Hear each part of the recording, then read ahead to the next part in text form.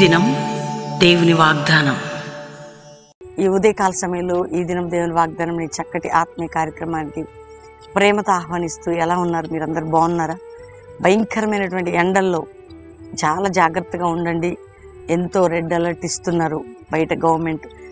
కానీ మన నీతి సూర్యుని రెక్కల క్రింద మీకు ఆరోగ్యం క్షేమం ఉంటుంది. దేవుని సన్నిధులు ఉండండి. బయట తీసుకోవాల్సిన జాగ్రత్తలు కూడా తీసుకోండి. మంచి నీళ్లు తాగండి. క్షేమకరమైనటువంటి స్థితి దేవుడిచ్చిలాగన మీ వంతు మీరు జాగ్రత్త పడుతూ ప్రభు కృప మీద ఆధారపడండి. ఈ ఉదయకాలం ఎంతమంది వాగ్దానం రిసీవ్ చేసుకుంటున్నారో, రక్షణ లేని వారు ఎవరైనా ఉంటే, యేసు రక్షకుడు దేవుడు నీ కొరకు మరణించాడు, తిరిగి లేచాడు, మరలా రాబోతున్నాడు. ఏంటండి? యేసయ్య నమ్మితే పరలోకం ఉంటుంది, పాపక్షమాపణ, నిత్య జీవం. ఈ లోకంలో కష్టాలు దుఃఖ సమయాలు వస్తాయి, అవి ఏమి మనల్ని ఏం చేయవు. యేసయ్య మనకున్నాడు అంటే శ్రమ నుండి కూడా ఆయన విడిపించగలిగిన దేవుడు, శ్రమలో జయమివ్వగలిగిన దేవుడు మన దేవుడు. కాబట్టి మీ క్షేమ స్థితిని, మీ స్థితిగతులను మార్చగలిగే దేవుడు ఆయన. కాబట్టి యేసుని మీ హృదయంలో చేర్చుకోండి. పాప క్షమాపణ, మారు మనసు, బ్యాప్టిజం. రెండో విషయం, ఎంతకాలం అండి మేము క్రైస్తవ బిడ్డలుగా ఎన్ని ప్రేర్ చేసినా మాకు విడుదల లేదు. మా జీవితాల్లో కూడా చాలా ఉంటుంది, కానీ మా దేవుడు మా పక్షమై ఎన్ని విషయాల్లో విడుదల ఇచ్చాడో మీకు మేము ధైర్యంగా చెప్పగలం. కాబట్టి ఉదయం ధైర్యం తెచ్చుకోండి. దేవుడు మీ విషయమే అద్భుతం చేయబోతున్నాడు. మీ పట్ల ఆయన కృప కలిగి ఉన్నాడు. కాబట్టి ఈ ఉదయకాలం వాగ్దానం చదువుకుందాం. చక్కటి శ్రేష్టమైన వాగ్దానం నేను చదువుతున్నాను. యెహెజ్కేలు గ్రంథం 34వ అధ్యాయం 14వ వచనాన్ని నేను చదువుతున్నాను.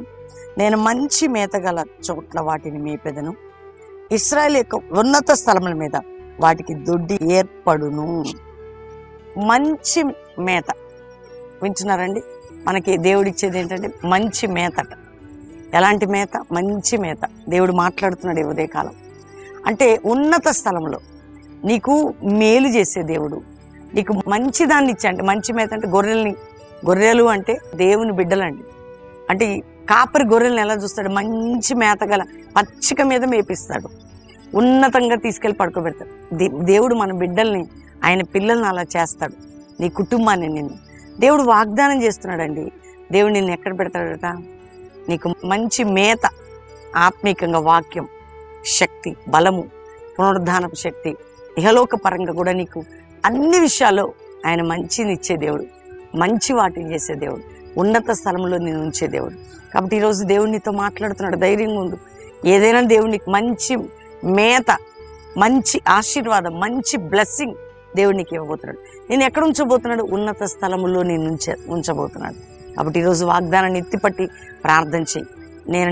నీకు ఏదైనా మంచి చేస్తాడు, నిన్ను మంచి ఆశీర్వాదంలోకి నడిపిస్తాడు. కాబట్టి ధైర్యం తెచ్చుకో. నిన్ను ఉన్నత స్థలముల మీద ఉంచేదని ఈరోజు వాగ్దానం. నిన్ను ఉన్నత స్థలం మీద నిన్ను ఉంచేదని ధైర్యం తెచ్చుకో. అటువంటి దేవుని కలుగుందాం. దేవుని థ్యాంక్స్ చెప్పు.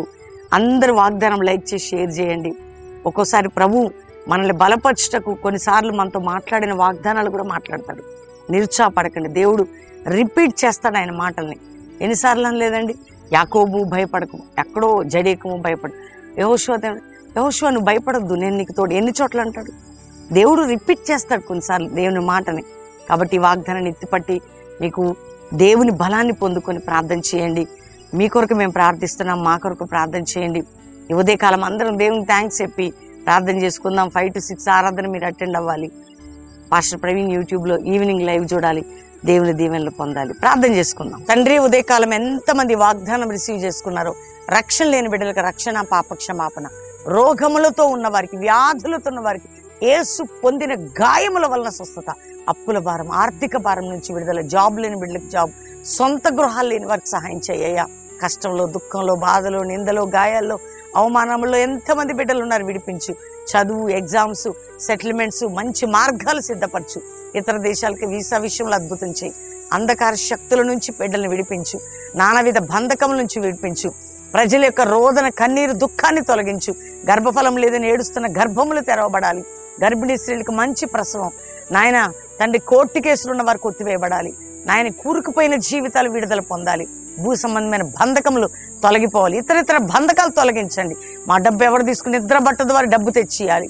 ఆ విధంగా సహాయించండి. విధవరాలకు, పేదవారికి, దిక్కులేని వారికి సహాయించండి. ఎండదెబ్బ, వడదెబ్బ, ఎటువంటి బలహీనత లేకుండా సహాయించండి. నీ బిడ్డల్ని ఈరోజు మ్యారేజ్ డే వారిని బ్లెస్ చేస్తూ వారికి ఉన్నత స్థలములు ఈ యొక్క సంవత్సరం ఉంచండి. బర్త్డే బిడ్డలను బ్లెస్ చేస్తూ ఉన్నతంగా వారిని ఉంచండి. అంతేకాక ప్రభువా, భారతదేశాన్ని రక్షించండి. మా దేశం పట్ల నాయన నూతన కృప, నూతన దీవెన, నూతన కార్యం మీరు జరిగించి నీ చిత్తం మా దేశంలో, మా రాష్ట్రాల్లో, మా గ్రామాల్లో జరిగించండి. క్రైస్తవ సమాజాన్ని దీవించండి, సంఘాలని లేవనెత్తండి.